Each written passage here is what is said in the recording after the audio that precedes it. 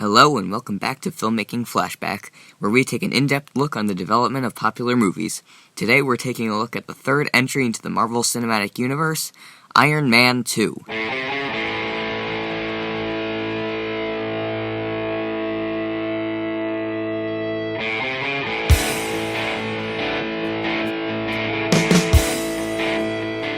Directly after the release of Iron Man in May 2008, Marvel announced and got to work on a sequel. They set a release date of April 30th, 2010, which would later be pushed to May. In July 2008, Favreau returned to direct, and Justin Theroux took on the task of writing the script on recommendation of Robert Downey Jr., who worked with him on Tropic Thunder. Theroux would be assisted in writing by Shane Black, who would go on to direct Iron Man 3. Robert Downey Jr., Gwyneth Paltrow, and Samuel L. Jackson were all set to return as Tony Stark, Pepper Potts, and Nick Fury, respectively. However, in the role of James Rhodes, Terrence Howard would be replaced by Don Cheadle in October. According to Entertainment Weekly, Favreau did not enjoy working with Howard. To add to that, he was cast before Downey on the first Iron Man, and his salary was higher.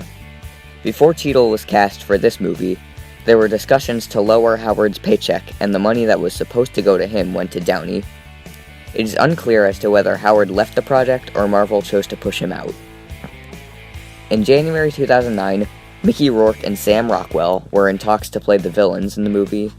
A few days later, Rockwell announced that he would be playing Justin Hammer, and in March, Rourke signed on to play Whiplash after having talked with Marvel about raising his salary from his initial $250,000 paycheck. Later that day, Scarlett Johansson signed on to play Black Widow. Emily Blunt was in talks for the role, but had to turn it down due to her commitment to star in Gulliver's Travels. In developing the script, Favreau said that the film would explore Stark's alcoholism, but would not be a direct adaptation of the Demon in a Bottle story.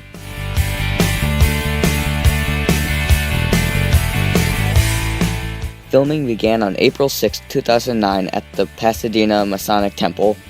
Most of the film was shot at Raleigh Studios, but some of it was shot on location at Edwards Air Force Base in California and Monaco, Europe. The exterior shots of the Stark Expo were filmed against a huge green screen built from shipping containers at the Sepulveda Dam. The other shots were either filmed at a local high school or added digitally. For the final battle with Hammer's drones, a set was built at Sony Studios in Los Angeles. The post-credit scene, where Phil Coulson discovers Thor's hammer in a New Mexico desert, was directed by Kenneth Branagh, the director of Thor.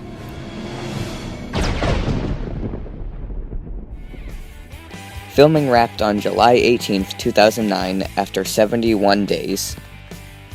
Before we get to the post-production, we have to address a major event in the history of the MCU. On December 31, 2009, the Walt Disney Company bought Marvel Studios for $4 billion. The merger wouldn't affect the production of the films. It just means that from now on, Disney will be distributing and merchandising all future MCU movies. So from this moment forward, Marvel Studios is a part of the House of Mouse.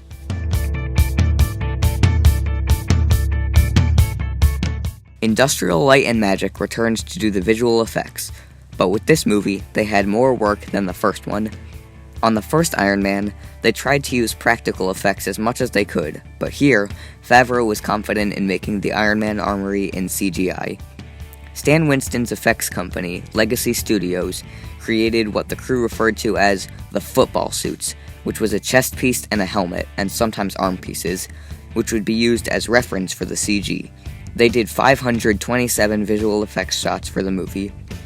The film was also converted to IMAX to support its limited IMAX release.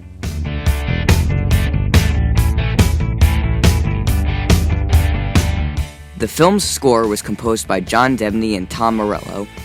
They wrote 25 tracks that were released on July 20th, 2010. 3 months prior, on April 19th, Columbia Records released a soundtrack album featuring songs from AC/DC. There were 3 versions of the album that were released. The basic edition, which includes just the CD, the special edition, which includes the CD, a 32-page booklet, and a DVD with interviews, behind-the-scenes footage, and music videos. and the deluxe edition, which includes everything in the special edition, as well as a reprint of one of Iron Man's first comic appearances.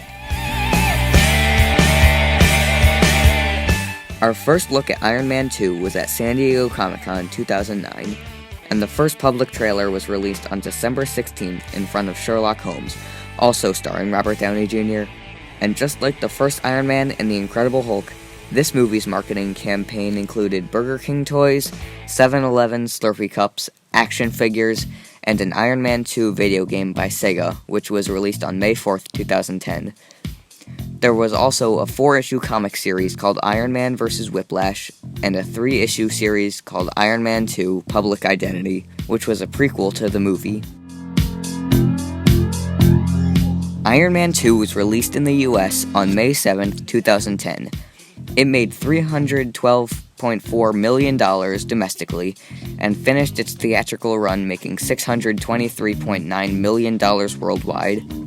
It currently stands at a 73% on Rotten Tomatoes, and a 7 out of 10 on IMDb.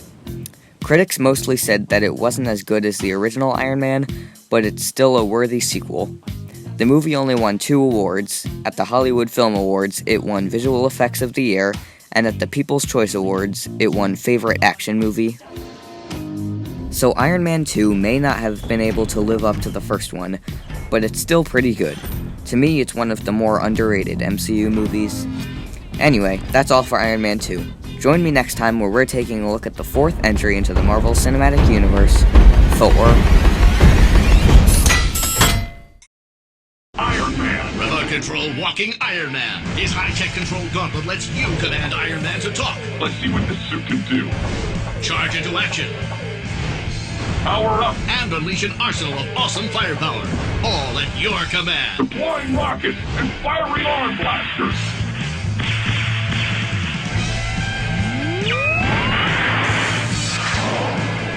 Remote control walking Iron Man! I am Iron Man!